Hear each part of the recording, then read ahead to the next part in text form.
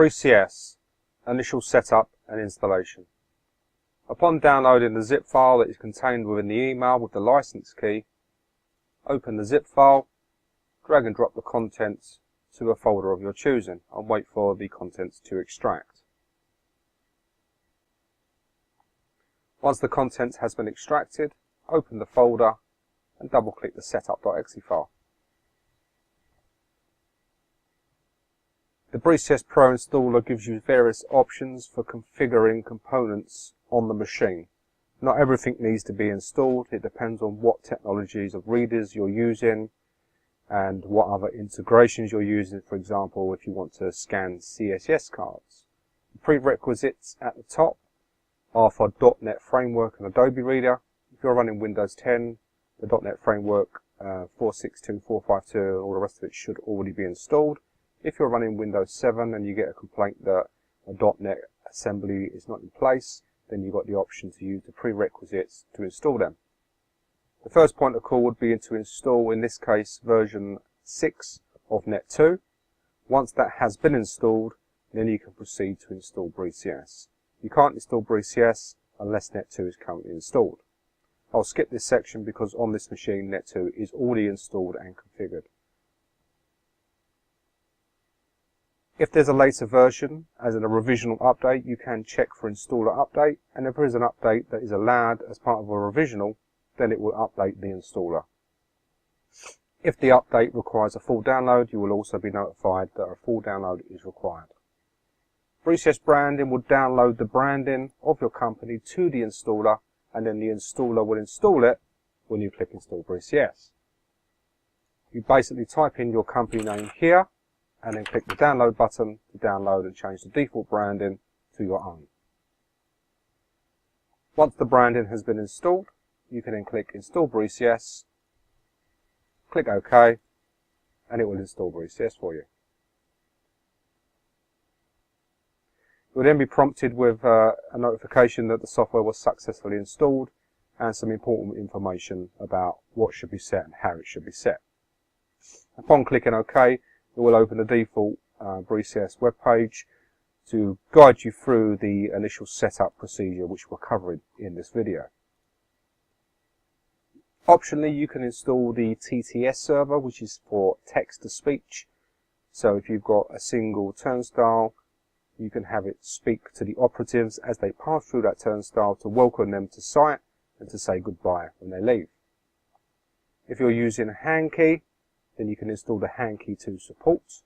And if you're trying to remove BreeCS because you want to reuse the same machine for a different license, then click remove and it will remove all BreeCS software, including the BreeCS database and the BreeCS license information. This option does not remove Net2, it's only the BreeCS elements. If you're using IEVO, then you have various options for installing IEVO components on the machine. You will always install IEVO fingerprint 2240, and then optionally, if you're running Rev 4, you'll install that one as well. If you're running Rev 3, then you do not. The next sections are all about the drivers, depending on what physical color you have of the desktop reader. So if it's black or silver in physical color, then you install the 32-bit version for Windows 32-bit as in x86, or the 64-bit for Windows as in x64. If you're using the blue driver, blue reader, then you would install the blue drivers along with the Net2 assemblies patch. If you're not using IEVO but instead you're using Genie Verde, then you will install the BioMerge server and the associated drivers for the desktop reader.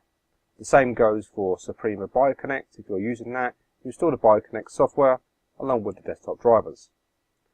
Again, these are all optional. If you're not using any fingerprint authentication, it's just Net2 proximity tokens, and you don't need to install any of this additional software. The last section is for scanning CSS cards to check the validity of the card. If you want to do so, you will need a HID reader, which we'll cover in another video. To install the software, you click Install GoSmart, and then you download the appropriate driver for whatever reader you have.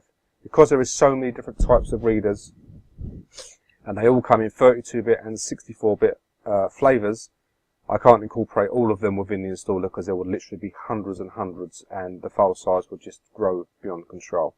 So this will take you straight to the HID website, which will then allow you to select which reader you are using and download the appropriate driver. So now BreeCS has been installed. Net2 was already installed and obviously activated. So now we'll open the Net2 software, at which point you would normally then be asked to activate the software to make it pro, and you would follow that procedure as normal. You will then log into the software, and you will notice that there is two new icons that appear on the home page for BreeCS. One being BreeCS Professional and the other being Tools. The tools just allow you to do various checking to make sure that all files are installed, there's nothing missing, what optional items are installed. Checking folder permissions to make sure BreeCS can work correctly. Backing up your CO2, which is in essence the BreeCS database. Starting over with a clean one. Running the activator, running Net2 config. Setting the system engineer password so BreeCS can connect. And if stuff isn't running, then you can start core files. A bit like Net2 config with various options and settings. Open BreeCS by clicking its icon, and then you will be presented with the serial number and company code. I'll fill this in and we shall resume. I've now completed the activation process, so when I click BreeCS, it will now open and launch as normal.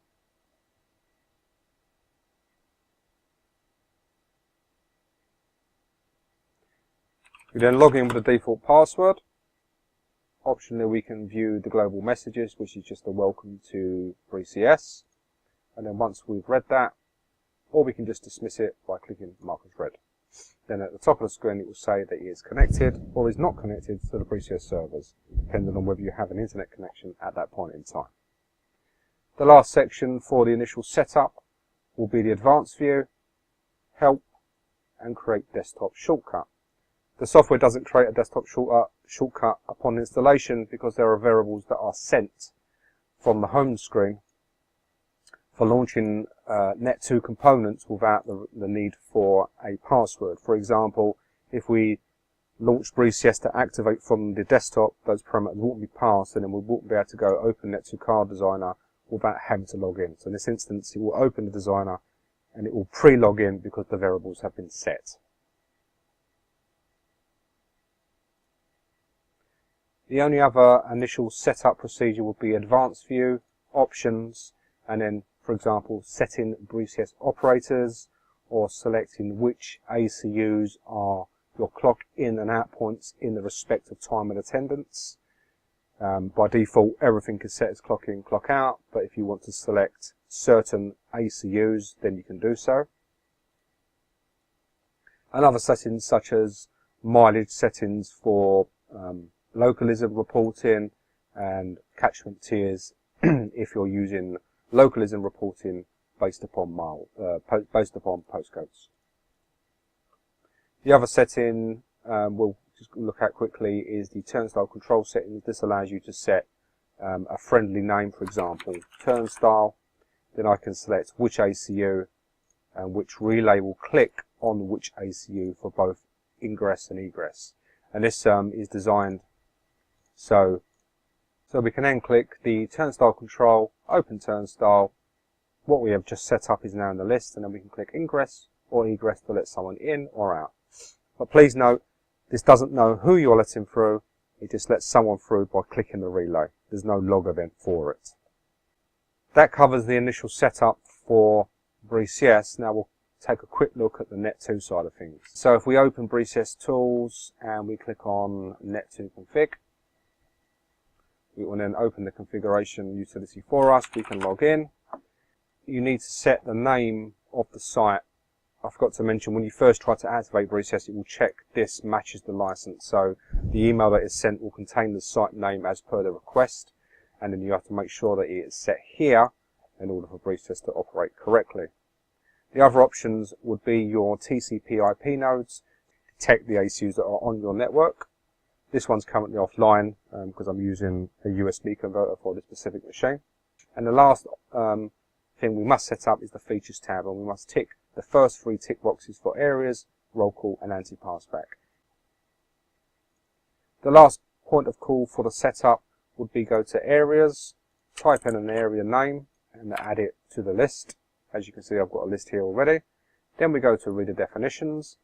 We select the turnstile that we want to set up, and this will list only the in readers because the out readers are automatically the reverse. And then we set them from outside world to whatever site name you have set up.